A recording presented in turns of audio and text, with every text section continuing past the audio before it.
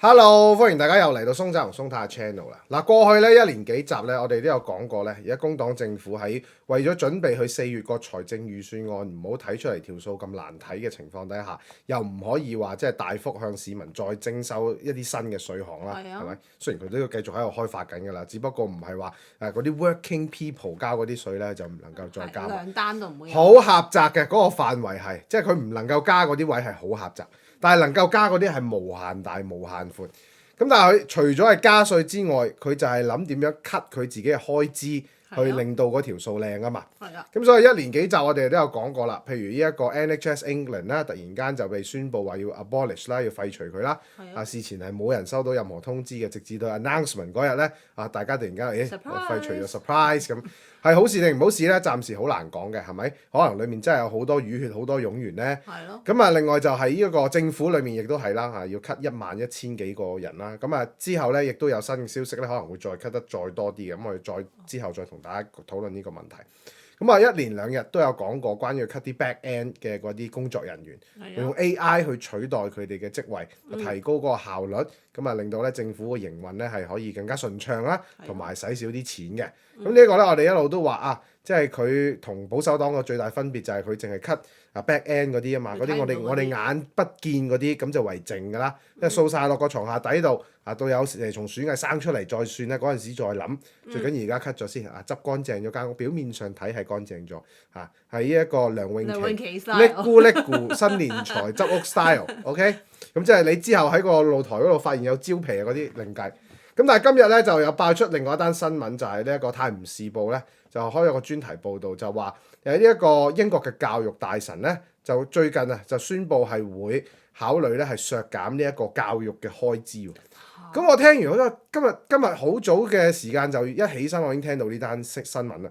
咁我諗究竟我係咪聽錯定點樣？好似有啲時空混亂喎，嗰件事係，因為明明啱啱先加完嗰啲私校嘅20% VAT。又要佢哋俾 business rate 嗰邊都未嘈完之前咧，支掣你就喺度減呢一個公營教育嗰個開支，嗰啲錢嗰20%唔係就係擺落去公營教育嗰度，增加老師人手咩增加你嘅每三間學校一個老師啊嘛。係啊，每3間學校一個老師又再加嗰啲膳食啲課外活動乜嘢學校建設早餐、午餐、晚餐包晒你牙膏牙刷全部都包咁樣，好豐富噶嘛，聽落去好豐富嘛。都未實行嗰嚿錢都未到位咋，係咪？而家啱啱先開始加啫嘛。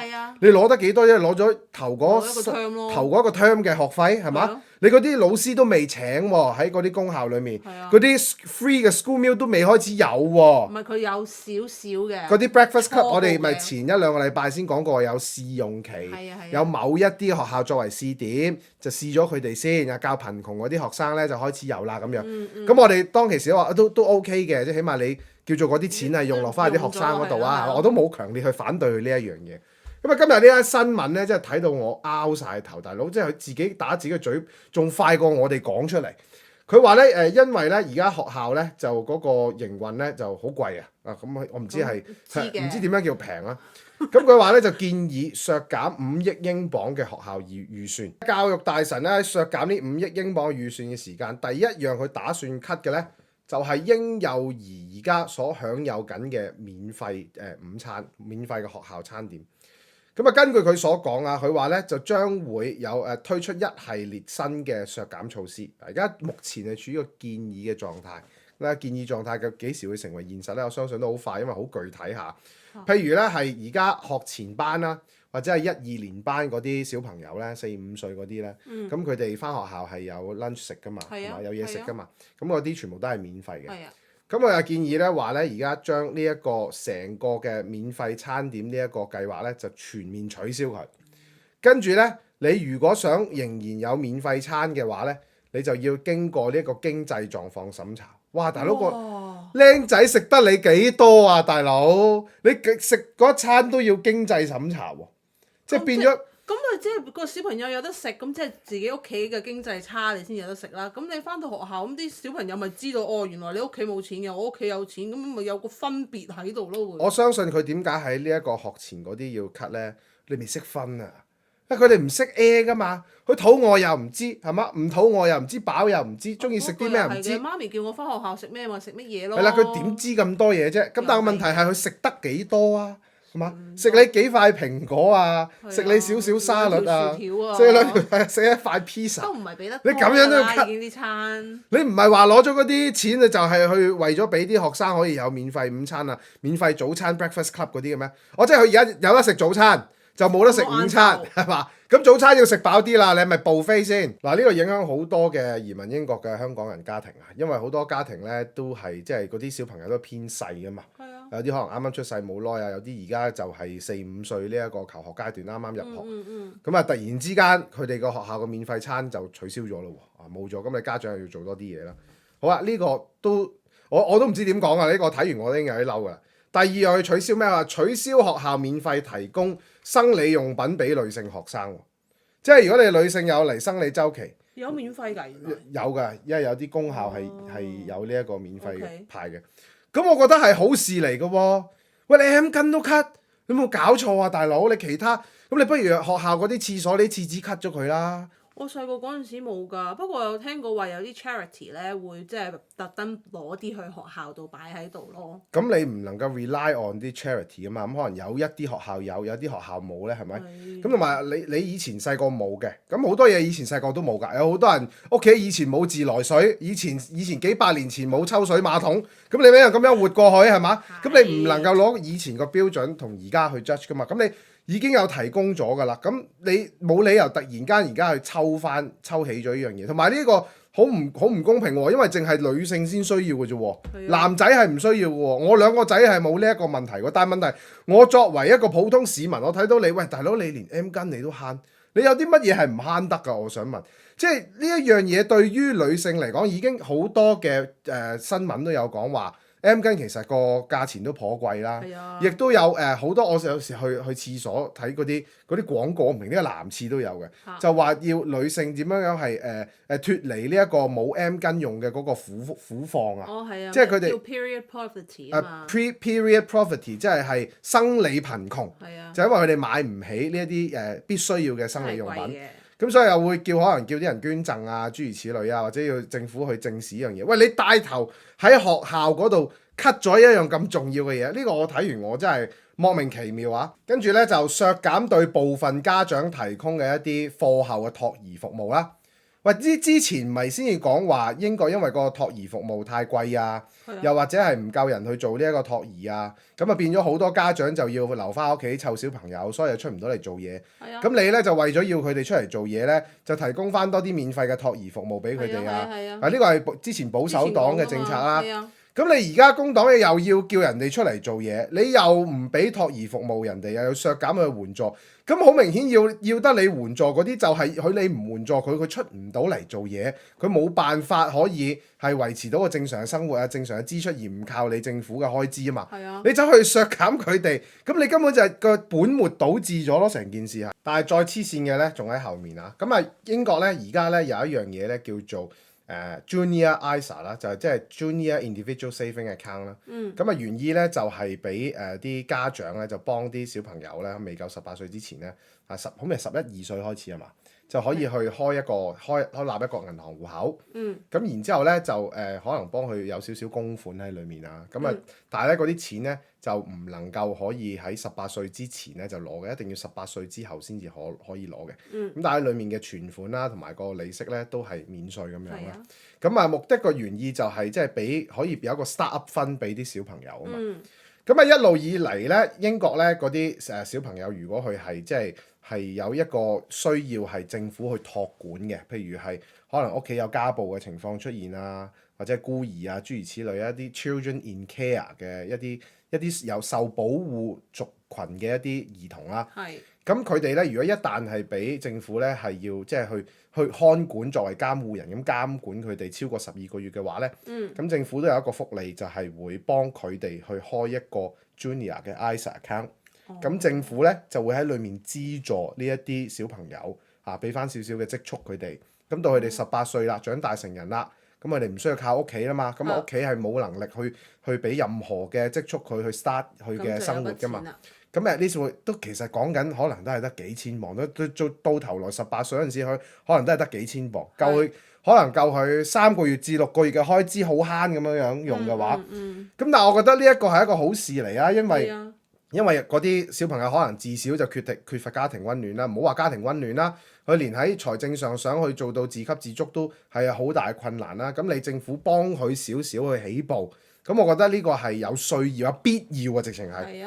咁而家英國嘅教育大臣啊 Bridget Phillipson 咧就決定係取消呢一個 Junior ISA 嘅，即係政府資助嘅 Junior ISA 成個 cut 咗佢，以後無論你係咪 in need 都好啦，咁總之我哋政府就唔會再資助你任何呢啲 ISA， 你第日18歲嘅時間咧係光脫脫一身無分文，咁你就行出去踏入個社會㗎啦咁樣。嗰度又可以有幾多錢啊？喺嗰度又可以有幾多錢？有咁多咁嘅小朋友，你慳佢塊 pizza， 慳佢兩塊蘋果，慳佢一個禮拜可能3幾個鐘頭嘅託管服務，再慳佢嗰18歲之後可能幾千磅嘅一個少少嘅資助，只係俾佢可以重回正軌嘅一個人生啊，去開始佢嘅呢個事業啊各樣嘢啊，唔好話事業啦，佢只係最基本嘅生存條件，即係等於咧你玩隻 online game，咁你所有新手進入新手村咧，佢都會有500個代幣喺個 account 嗰度噶嘛，咁你少少啊買啲回復藥啊，你都需要啊，都要少少資金啊，佢就係連嗰筆資金都 cut Q 咗你。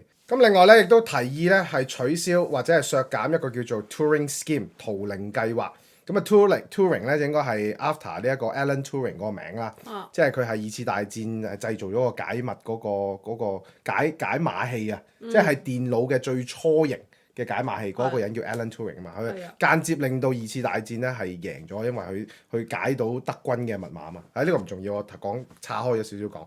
咁呢個圖靈計劃咧本身咧就係為咗係提供俾一啲英國嘅學生咧去海外去留學或者去實習嘅一啲嘅資助金嚟嘅。我相信其實都唔會太多嘅啫，你即係資助英國嘅學生去海外嗰度實習或者係海外嗰度去增廣見聞啦。法國啊嗰啲咯。係啊，法國、西班牙嗰啲可能去交流下讀下書啦。咁而家話咧要去全面提議係全面去削減呢一部分嘅資助嘅。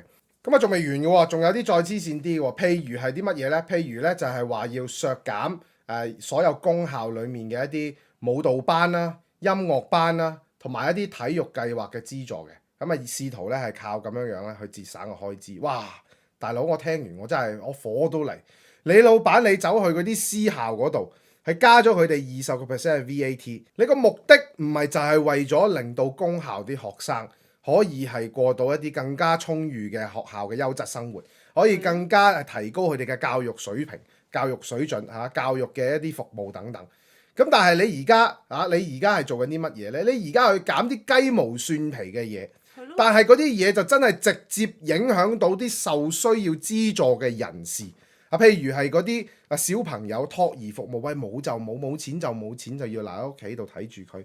咁佢唔留喺屋企睇住佢嘅話，咁你咪疏忽照顧兒童咯。你真係逼佢揀嘅啫。一係佢就乜嘢都唔做，喺屋企攤大手板問你政府攞，然之後喺屋企睇住個僆仔。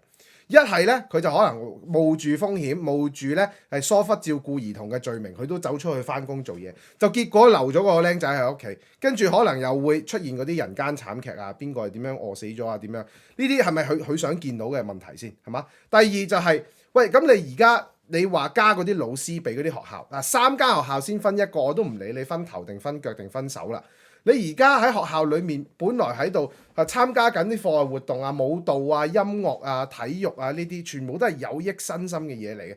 點會搞體育㗎？亦都係培訓啲小朋友啊，將來成為一啲可能優秀嘅人才啊，喺各樣藝術啊方面啊、運動方面啊傑出啊，咩都好啦。我都唔講呢啲傑唔傑出嘅問題。你如果嗰啲公校裏面係冇晒呢啲舞蹈班啊、冇晒音樂班、冇晒體育班，咁啲僆仔冇嘢做嘅話，咁點咧？咁咪出街嗰度流連咯，咪做街童咯，做街童咁咪會發生啲咩事啊？咁咪變咗罪案咪飆升咯，你啲毒品啊、你啲搶嘢啊、打劫啊、偷嘢啊嗰啲咪全部嘭嘭聲咁樣出嚟咯。我個問題係你而家成個教育嘅預算咧，根據《泰晤士報》報導一年係需要640億英鎊嘅，而你而家所講俾我聽嚇，唔俾 M 巾啲學生用，俾少塊 pizza，俾少兩塊蘋果去食。，cut 埋啲舞蹈班啊，cut 埋啲游水班，cut 埋啲踢波班，咁最後你慳幾多錢？慳5億英鎊。5億英鎊喺640億呢一條大數裏面，只係佔0.7% 啫。你為咗慳0.7% 嘅 budget，但係你背後要嗰班小朋友所承受嘅遠遠超過呢0.7%，對佢哋嚟講係100%喎。一個本身已經冇自小缺乏父母關懷嘅一個年青人，可能佢又冇屋企又窮啦，又冇人理佢啦，已經又要受政府託管。你估佢想嘅咩？係嘛？到佢18歲出嚟嘅時間，先發現話自己完全身無分文嘅。跟住你就叫佢出嚟做嘢，你叫佢出嚟去貢獻社會，做社會嘅棟梁。你覺得佢有冇咁嘅能力去貢獻社會啊？你根本就推佢去做犯法嘅事情。你呢頭咧就話咧有個幾 million 嘅年青人咧又唔讀書又唔做嘢，咁然之後咧佢哋咧好多時候精力旺盛又冇地方發泄啊，就走咗出街嗰度咧做街童啊等等啊。所以咧你就話要攞啲錢咧就去起嗰啲唔知乜嘢青年旅社啊、青年中心啊嗰啲俾啲再培訓計劃啊，等佢哋可以去做翻一個有用有為青年啊等等。但係而家人哋啲學生喺個學校裏面好想去踢下波、游下水做下課外活動、唱下歌、音樂堂咁。你呢啲你都要走去 cut 咗佢喎。咁你 cut 咗佢之後，你咪即係逼佢將嗰啲精力咪發泄喺其他地方咯。譬如就係喺條街上面流連咯。我尋日節目最尾都講啦，呢班友就完全係欺善怕惡嘅，又唔見你去搞下即係最支持你嗰啲工會啊，譬如係啲火車司機。今日 Daily Mail 咧先有另外一單新聞，咁我單新聞咧個 title 咧都係睇完之後咧激死你3000嘅，咁就係咁樣寫嘅。Tube drivers on £70,000 a year are now demanding priority for social housing in London。賺緊10千都仲要有 social housing，年薪超過7萬磅嘅 underground 司機，而家咧就向政府要求佢哋咧係要首先優先可以批核咧係住公屋嘅。首先你揾7萬英鎊嘅時間係唔係應該俾你住公屋咧？呢個本身已經有少少爭議性啦。不過喺倫敦我知道物價貴、屋租貴、房價貴嘅時間，咁你可能有機會係合資格去申請 social housing。OK fine。咁但係仲而家要 prioritize 你喎。咁點解工黨政府又唔出嚟即刻 say no 咧？點解唔會去削減佢哋嘅福利開支啊？又或者係去削減佢哋嗰個加薪嘅幅度啊？無條件加佢哋10幾個%嘅人工 ，no question ask。咁但係而家嗰啲小朋友只係想返學校攞條 M 巾用下，攞塊 pizza 食下，去呢個舞蹈班度學下跳拉丁舞，你都話唔俾嘅。順便講埋呢單新聞啦。根據 Daily Mail 最新嘅報導咧，呢個倫敦 Underground 嘅工會就向呢一個倫敦嘅 Council 咧就提出佢有幾個條件嘅喎。第一咧就係咧希望加人工，咁佢話咧要加咧超過3.6% 以上，要高過而家嘅通脹率。咁但係咧佢哋舊年11月咧先至加咗4.6%。咁好啦，如果佢哋獲得呢一個加人工嘅話咧，佢哋嘅人工平均人工咧係會超過73,000英鎊嘅。咁然之後咧，工會亦都希望咧每個禮拜工作時間咧由35個小時咧係縮減到去32個小時嘅。咁然之後咧仲有嘅佢哋咧亦都希望咧呢一個倫敦嘅 Council 咧係會去 prioritize 佢哋去申請呢一個公屋，優先獲得呢一個公屋嘅權利。咁但係咧佢哋嘅人工如果去到73,000英鎊嘅話，係遠遠高於倫敦嘅平均工資47,455鎊嘅。咁我想問，如果既然 prioritize 得你哋，要你哋可以優先攞到呢一個公營房屋嘅話，咁其餘喺倫敦做嘢揾緊47,455鎊嗰啲人，咁點解佢哋又唔可以 prioritize 咧？有乜嘢原因？你覺得你呢個要求係有任何合理嘅成分咧？我想問。咁點解我又從來冇見到工黨出嚟講話唔得啦？倫敦嗰啲火車司機咧要求太過分啦，我哋咧會凍佢哋薪5年啊，跟住咧有啲可能要減薪啊，或者太多冗員啦，裁減啲人先cut 咁走啲人先。點解從來唔出聲嘅？佢只會 cut 嗰啲係冇 bargaining power 嘅人嘅啫喎。譬如係一個4、5歲嘅僆仔佢晏晝冇咗塊 pizza，冇咗2塊蘋果食。佢唔知嘅喎，佢冇辦法去同你講話，佢冇工會代表佢嘅喎，係嘛？嗰啲女仔喺學校裏面冇呢一個衛生用品用嘅時間，佢冇工會可以代表佢去發聲喎，冇得講呢一件事。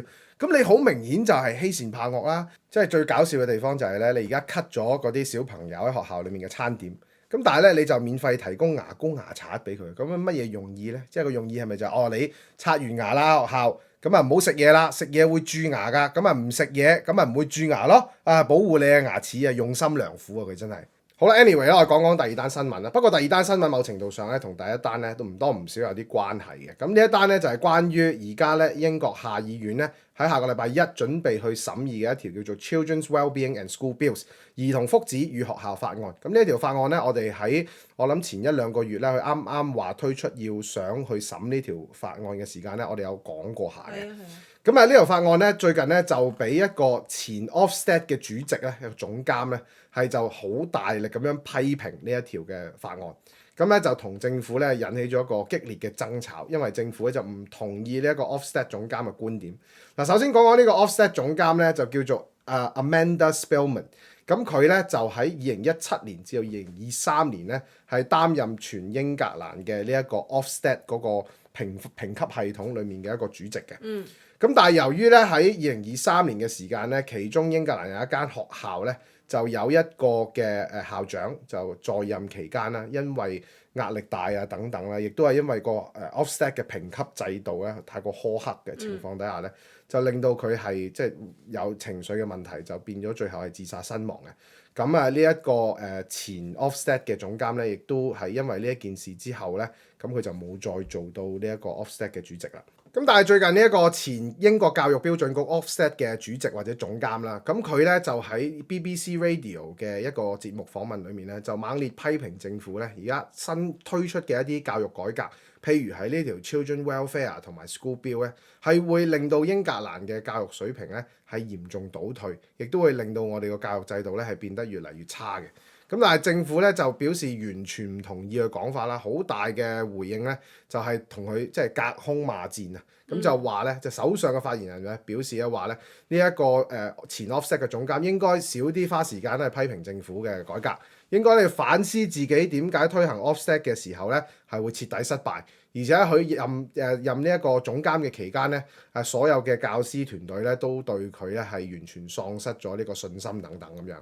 咁但係Ofsted 呢一個前總監咧，佢就回應佢話咧，呢一個係政府咧就為咗係迎合工會嘅interest 啦，即係佢哋工會嘅利益咧而推出嘅一啲法案，會嚴重侵害英國嘅教育質素咁樣。因為佢喺節目裏面咧就話，其實過去英國20幾年嚟咧，尤其是英格蘭呢一邊咧，一路嘅教育政策咧都係比較穩定向上發展嘅。咁啊，學校同埋一啲 school academy 咧，亦都係得到咗越嚟越多嘅一啲自主權啦。咁但係同時咧，佢亦都會有一啲比較強力嘅一啲問責嘅機制嚟監管佢哋呢一個有冇濫用到佢嘅自主權咧。咁多年嚟咧，英格蘭呢邊嘅教育體系咧係比其他地區，譬如威爾斯啊嗰啲地方咧係比較好噶嘛。即係我哋之前都俾嗰啲數據大家睇啦，威爾斯係有1/5嘅小學生定去到中學程度，中學嘅時間都讀唔到一啲初中嘅時間讀唔到啲小學生應該讀到嘅一啲英文書嘛，叫佢啲太難嘅字 skip 咗去等等啊嘛。就工黨咧過去嗰20年嚟咪就喺威爾斯搞到一鑊粥咁樣咯。佢嘅意思就係即係佢驚工黨咧喺英格蘭呢邊咧又會將嗰一套咧搬過嚟呢一度，咁就迎合咗一啲工會啊。因為咧英格蘭本身嗰個教育制度其實係強勁嘅，之前啊辛偉誠都喺個議會裏面係即係去炫耀英國嘅reading 嘅水平係國際裏面排第幾啊，數學嘅水平排第幾啊等等。雖然可能你比唔上新加坡呢啲亞洲啲強勁地方啦，咁但係喺歐洲嚟講算係數一數二啦，係咪？咁啊，佢亦都補充話咧，好多國際教育界嘅人士咧，都會特登嚟英格蘭呢邊考察啦，希望學習我哋呢邊嘅做法等等啦，想引入我哋嘅方法咧去佢哋嘅教育系統嘅。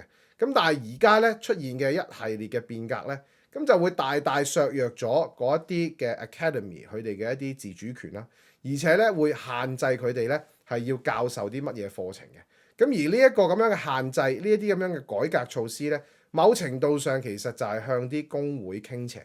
咁點解咁樣講咧？譬如啊，如果啲學校咧，即係而家係新嗰一條 school bill 嗰啲 academies 咧，逼住一定要教一個叫做 national curriculum，就係一個學校即係全國統一咗嘅一個課程範疇啦，就唔能夠去決定佢哋自己教啲乜嘢嘅內容噶嘛。